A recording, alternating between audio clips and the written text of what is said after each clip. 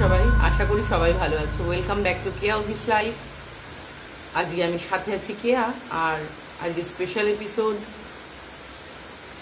ভর দুপুরে অদ্ভুতুরে। তো আজকে মঙ্গলবার, এই বারবেলায় কিছু অদ্ভুতুরে গল্প হয়ে যাক তোমাদের সাথে।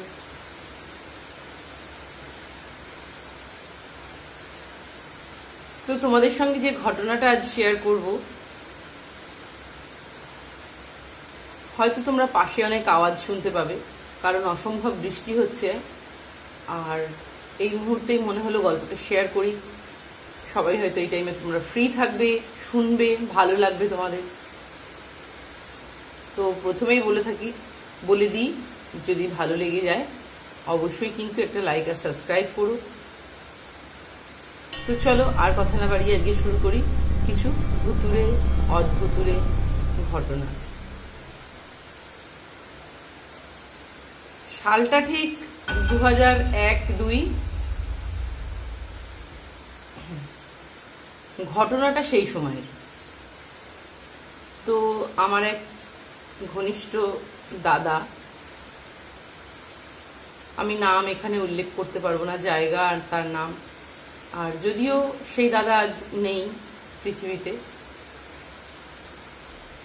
পঞ্চত্বায় বিলীন হয়ে গেছে। তো দাদার সঙ্গে আমার পারিবারিক কোনো রিলেশন ছিল না, কিন্তু ছোটবেলায় কোনো এক সময় আমার টিচার ছিল, আর কোনোদিন আমি টিচারের মতো তাকে ভাবিনি। তো তার সঙ্গে যে অমায়িক, তাকে টিচার কিরকম ভাবিনি। আমি ক্লাস 6 থেকে তার কাছে পড়া স্টার্ট করি, কিন্তু পানিশমেন্ট আমি দিতাম দাদাকে। যদি আমি না পড়া পারতাম, বলতাম তুমি ঠিক করে বোঝাওনি বলে দাদার পিঠের উপরে উঠে দাদা চুলের মুঠি ধরে নাড়তাম, এরকম। দাদা অনেক বড় ছিল, অনেক সিনিয়র আমাদের থেকে। যখন আমি 6-এ পড়ি, দাদা তখন গ্র্যাজুয়েশন কমপ্লিট হয়ে গেছে। তো খুব ভালো রিলেশন ছিল। দাদা আজ নেই আমাদের মধ্যে, খুব ভালো রিলেশন ছিল। যখন কলেজ স্টাডি করছি তখনও দাদা বাইরে থাকতো, আউট অফ স্টেট, পশ্চিমবঙ্গের বাইরে থাকতো। তো রুট একদম কড়িভাবে বলা ছিল, প্রত্যেক উইকে না পারো আপাতত প্রত্যেক মাসে একবার করে হলেও চিঠি লিখবে অবশ্যই। কারণ সে বছর দুয়েক বা কখনো বছর খানেক, কখনো বছর দুয়েক বাদে ফিরতো এখানে। আর নিজের বন্ধুদের সঙ্গে তো আড্ডা দিত, স্পেশালি যেদিন ফিরতো, তারপর রাতের ট্রেনে ফিরলে পরের দিন সকালবেলা ব্রাশ হাতে নিয়ে আমার সঙ্গে দেখা করতে আসতো আগে, এবং আমাকে নিয়ে যেত। সেদিন আমার পড়া বন্ধ করে দিত, আমাকে নিয়ে যেত তাদের বাড়িতে। অনেকক্ষণ, হিউজ টাইম আমরা গল্প করতাম, এবং আমাকে বলতো রোজ আসবি এই টাইমে, রোজ আমরা গল্প করব। তো অনেক স্মৃতি, খুব এত বন্ধুত্বপূর্ণ রিলেশন ছিল। তো সেই সূত্রেই ঘটনাটা বলি তোমাদের। দাদা যেখানে থাকতো, ধরেই নাও আউট অফ স্টেট, তো ধরো মুম্বাই বা দিল্লিতে, আমি জায়গা স্পেসিফিক বলতে পারছি না।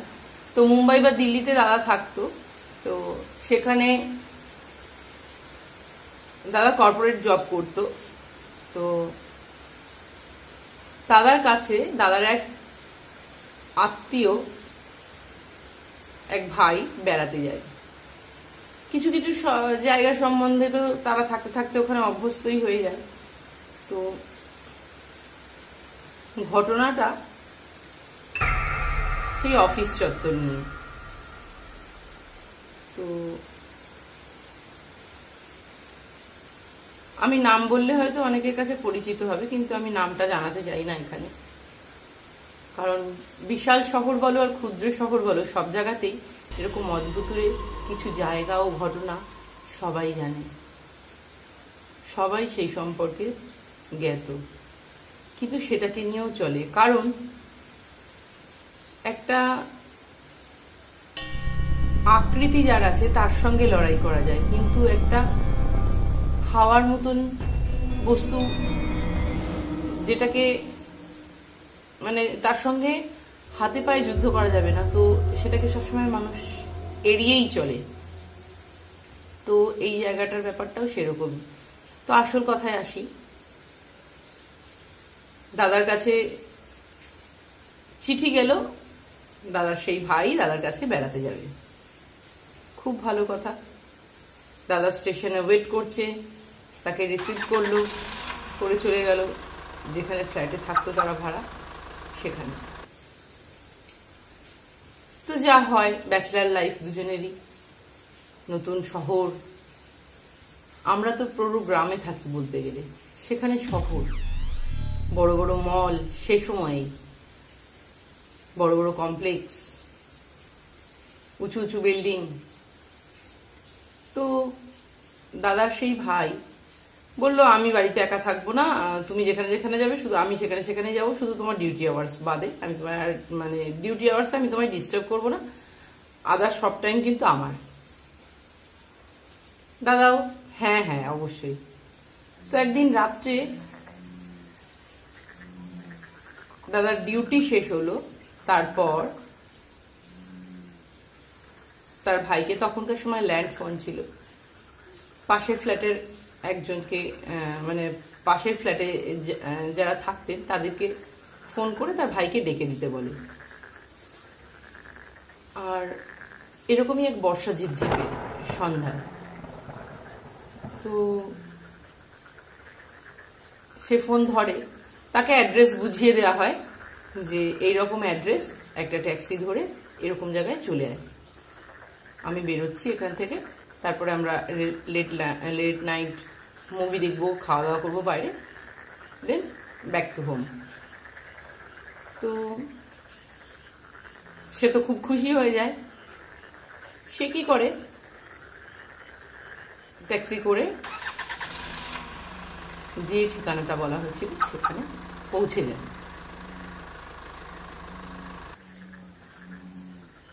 পৌঁছে যথারীতি দাদাকে দেখতে পায় নিচে।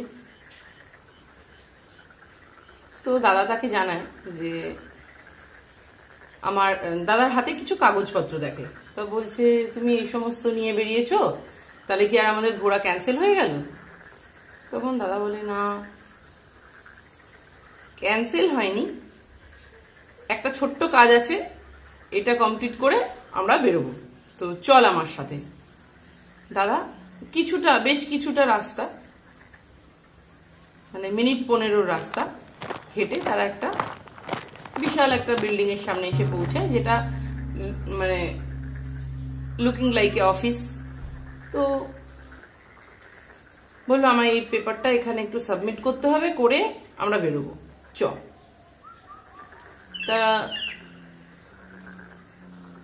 তা মাঝে মাঝেই তার ভাই খালি পোক করতে থাকে যে তুমি সবসময় কাজ নিয়ে বেরো, কাজ নিয়ে বেরো, এখানে কোনো আনন্দ নেই, রোমাঞ্চ নেই, তুমি এই বললে আমরা ঘুরতে যাব, আর তুমি এখন আমাদেরকে নিয়ে যাচ্ছ কোথায়। তো দাদা বলল যে না, একদম সামান্য অল্প সময়ের একটুখানি কাজ আছে, জাস্ট এক্ষুনি কাগজটা জাস্ট সাবমিট করবো, চলে যাব। তো তুই নিচে একা দাঁড়িয়ে বোর হবি, তো ওপরে চল, একটু ওপরে অফিসের লুকটা দেখে নিবি, এখানে বেশ ভালো জায়গা কমপ্লেক্স গুলো।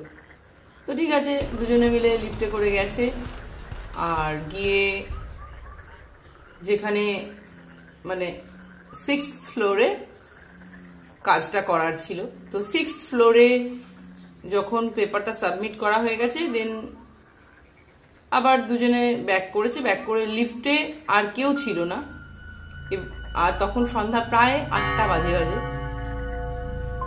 তো লিফটে কেউই ছিল না, ওরা দুজন ছাড়া। আর ওখানেও ভেতরে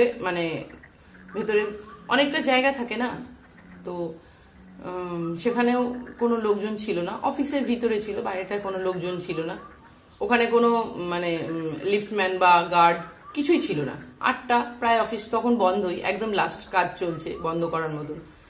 তো ওরা দুজনেই লিফটের ভিতরে আসার পর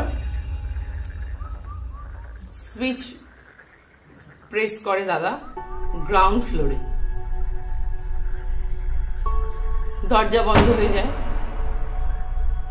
লিফটটা ওপরে যেতে থাকে। যেমনি ওপরে যেতে থাকে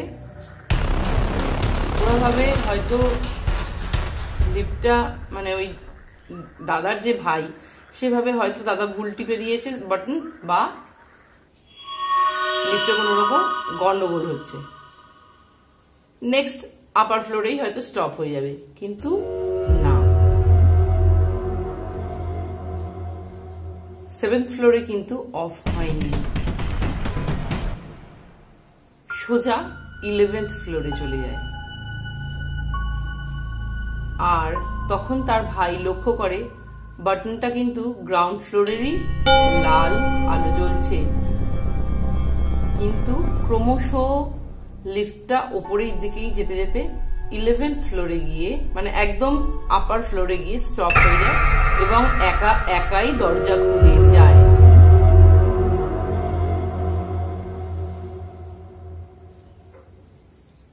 ইভেন দরজা যখন খুলে যায় সামনেটায় ফাঁকা এবং ঘুটঘুটে অন্ধকার এবং একটা অসম্পূর্ণ বিল্ডিং, ওখানটায় জাস্ট ফ্লোরটা একদম অসম্পূর্ণ অন্ধকার ঘুটঘুটে জায়গা।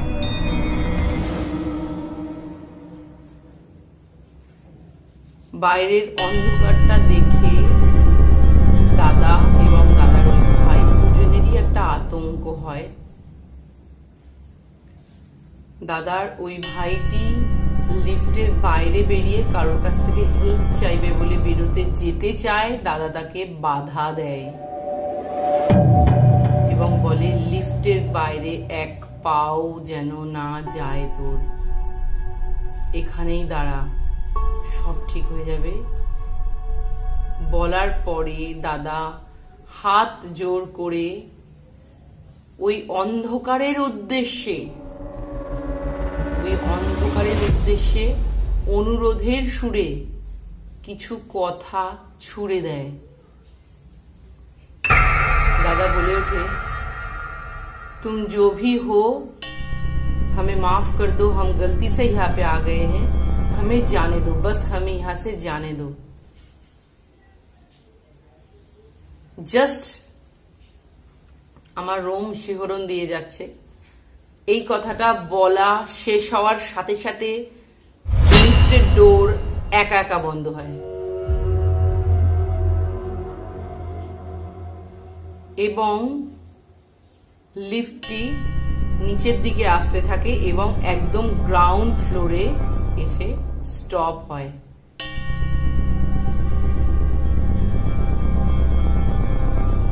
তো কথাটা বলতে বলতেই রোম শিহরণ দিচ্ছে। যখন আমায় মানে কথাগুলো বলেছিল তখন আমি যখন শুনেছিলাম একটা অন্যরকম অনুভূতি কাজ করছিল, ভয়ানক অনুভূতি। কি করে হতে পারে এটা, ওই ভাইয়ের মনে প্রশ্ন উঠেছিল। কি করে সম্ভব এরকম কিছু ঘটনা? এটা কি হলো? কি বললে? কাকে বললে? কেন এরকমটা হলো? দাদা ওই বিল্ডিং থেকে বেরিয়ে এসে বেশ কিছুটা পথ একদম নিশ্চুপ ভাবে চলে আসার পর তার ভাইকে বলে, তার নীরবতা ভেঙে বলে, ওই কমপ্লেক্সটা যে জায়গাটায় গড়ে উঠেছে সম্ভবত তার পাশে বা তার নিচে কবরস্থান ছিল। ওখানে এরকম প্যারানর্মাল অ্যাক্টিভিটি হয়। আর আমরা যে ফ্লোরে গেছিলাম 6th ফ্লোর, ওটাই লাস্ট ফ্লোর, ওখান পর্যন্তই কাজকর্ম হয়। আপারের ফ্লোরগুলোতে কোনো কাজ হয় না এবং দীর্ঘ 8-10 বছর ওরকমই আপারের ফ্লোরগুলো ফাঁকাই পড়ে আছে। ওখানে কোনো কাজ হয় না, ওখানে কোনো মানুষ যায় না। কিন্তু মাঝে সাঝেই ওখানে এরকম ধরনের রাত্রির 8টা-9টার পর, রাতের পর এরকম প্যারানর্মাল অ্যাক্টিভিটি হয়ে থাকে, তার সাক্ষী বহু মানুষ ছিল।